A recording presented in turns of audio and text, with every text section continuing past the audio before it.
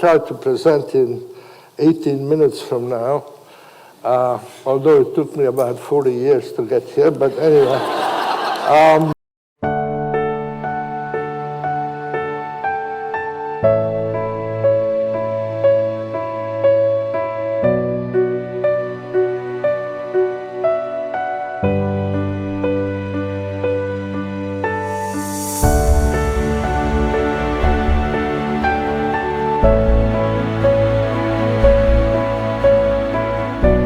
We all know that not all successful people live fulfilling and happy lives. In other words, we can't really tell you, nobody can tell you how to reach happiness except yourself. There's an entity that somehow we are chasing and trying to reach, because there is no happiness except for what's inside of yourself. And nobody can really make you happy, just as in many ways nobody can make you unhappy either. So unfortunately, not everybody is happy. However, it is also not right to say that because being successful and rich does not necessarily make me happy, I will not even try to succeed. Professor Mihaly's primary point is that happiness is not caused by external factors like success and money. Here we have a person who happened to go skiing in Switzerland and coincidentally dedicated his life to become a psychologist after listening to the lecture about UFOs from the famous psychologist Carl Jung. I saved money, and finally I got enough money to go skiing to Switzerland, and then it turned out that I ended up at a bad time because the snow was already melting, and it was a kind of global warming all around the world. So I didn't know what to do. The movies were too expensive, and in the newspaper I found that there was a guy going to talk about flying saucers at the university. And this was the period when all over Europe there were reports of sightings of UFOs. And I thought, well, okay, it will be warm, it will be free, and it will be about flying saucers. That sounds like a good candidate. So I went there, and the guy turned out to be a very strange person, because I realized that the guy was onto something very important, which was what happened to Europe as a result of the destructions of the war and the horrors that went on before it and after it. So I took note of the name of the guy who talked, and I found out that he had written some other books, and so I started reading them, and he was Carl Jung, who was one of the... So Carl Jung introduced you to psychology. Yeah. At a lecture about flying saucers in Zurich. In 10 minutes, we will deliver the secrets of happiness that eminent Professor Mihaly has uncovered and researched over 40 years. Flow is that you can live either as a pawn of external forces, or you can live, you can master your own destiny to a certain extent. And this act of living under your own control rather than being pulled by the strings of fortune and fate, that's what I call flow. And I call this flow because the people themselves started talking, when they described how it felt to be truly alive, to be completely functioning, they used the metaphor of being like carried by a river, carried by a current, and feeling that there is no necessity to worry or make choices because you're carried on by a force, almost internal force that works outside. You may have heard of the term flow state.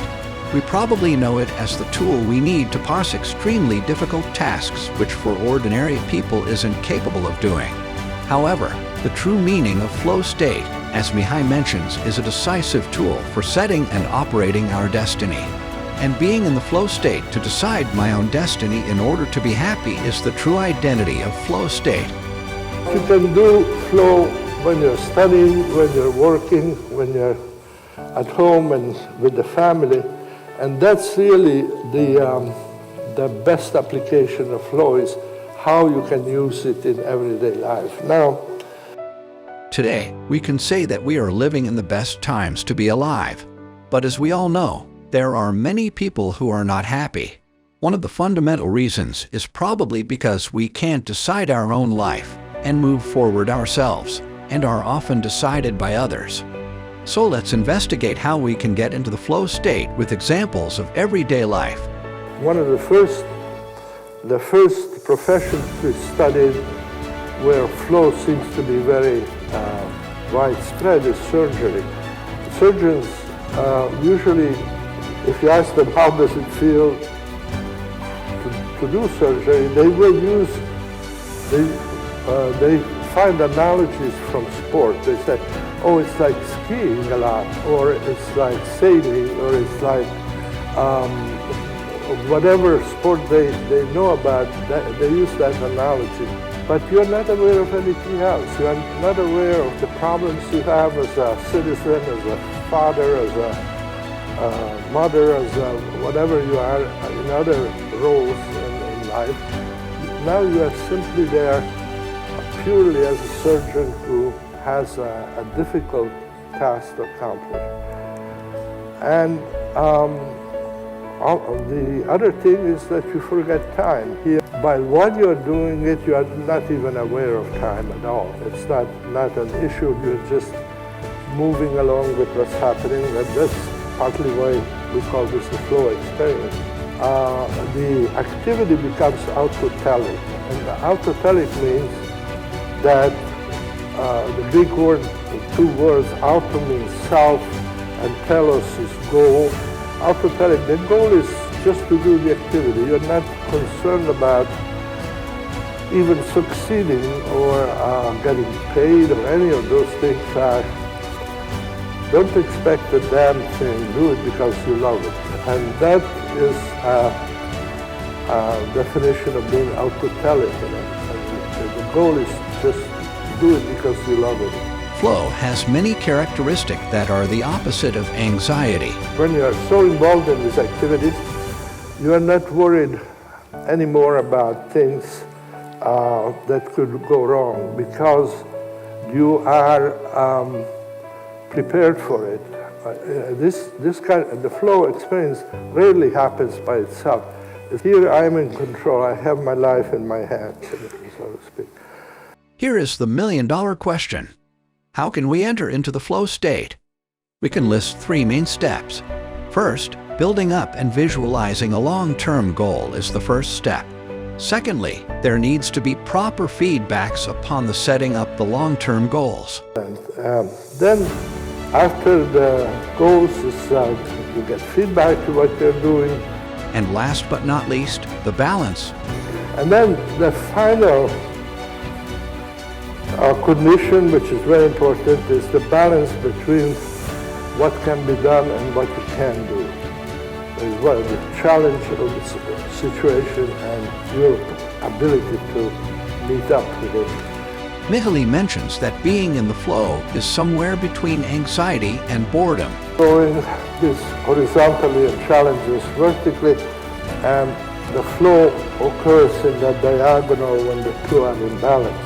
If you take a look at the process of reaching the flow through the graph, we don't reach them with final goal level from the beginning, but rather we start with the boring tasks, then to a series of tasks that can be slightly annoying.